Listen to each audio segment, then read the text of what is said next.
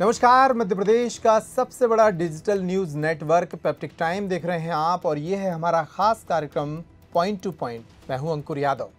इन दिनों देश भर में बिहार चुनाव की चर्चा चल रही है और बिहार को लेकर पूरे देश में तैयारी भी चल रही है।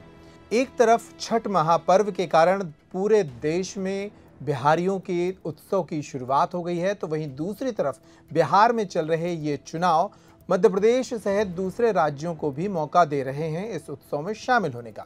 मौका किस तरह से दे रहे हैं? मध्य प्रदेश सहित दूसरे राज्यों के कई बड़े नेताओं को बिहार में बतौर स्टार प्रचारक बुलाया जा रहा है। आज इसी पर बात करेंगे कि आखिर स्टार प्रचारक के तौर पर मध्य प्रदेश से बिहार में कौन कौन जा रहा है और इस चुनाव में स्टार प्रचारकों की क्या भूमिका होती है।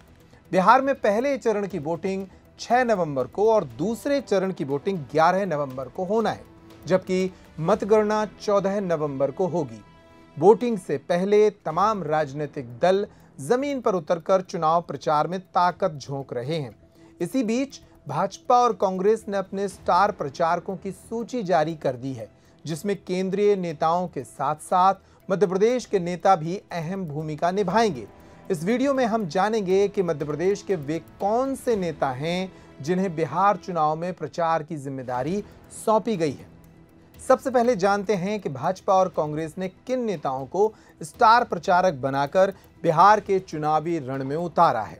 भाजपा की बात करें तो भाजपा के स्टार प्रचारकों की लिस्ट में मध्य प्रदेश के मुख्यमंत्री डॉक्टर मोहन यादव, केंद्रीय कृषि मंत्री और मध्य प्रदेश के पूर्व सीएम शिवराज सिंह चौहान को जिम्मेदारी दी गई है, जो कि प्रधानमंत्री नरेंद्र मोदी, बीजेपी के अध्यक्ष जेपी नड्डा, गृह मंत्री अमित शाह, रक्षा मंत्री राजनाथ सिंह, केंद्रीय मंत्री नितिन गडकरी, उत्तर प्रदेश के सीएम योगी आदित्यनाथ के साथ बिहार में पार्टी के लिए प्रचार करेंगे। खास बात यह है कि भाजपा ने भोजपुरी सिनेमा के पवन सिंह, मनोज तिवारी, रवि किशन और दिनेश लाल यादव को भी स्टार प्रचारक बनाया है। दूसरी ओर कांग्रेस ने भी अपनी स्टार प्रचारकों की सूची में मध्य प्रदेश के 2 नेताओं को जगह दी है। कौन है ये नेता? पूर्व मुख्यमंत्री दिग्विजय सिंह और मध्य प्रदेश कांग्रेस कमेटी के अध्यक्ष जीतू पटवारी को प्रचार की जिम्मेदारी सौंपी गई है, जो कि कांग्रेस के राष्ट्रीय अध्यक्ष मल्लिकार्जुन खड़गे, सोनिया गांधी, राजस्थान के पूर्व सीएम अशोक गहलोत, छत्तीसगढ़ के भूपेश बघेल, सचिन पायलट, कन्हैया कुमार, इमरान प्रतापगढ़ी जैसे नामी चेहरों के साथ कांग्रेस के लिए प्रचार करेंगे। अब जानते हैं कि स्टार प्रचारक आखिर होता क्या है और इनका काम चुनाव में होता क्या है, इनकी भूमिका क्या होती है।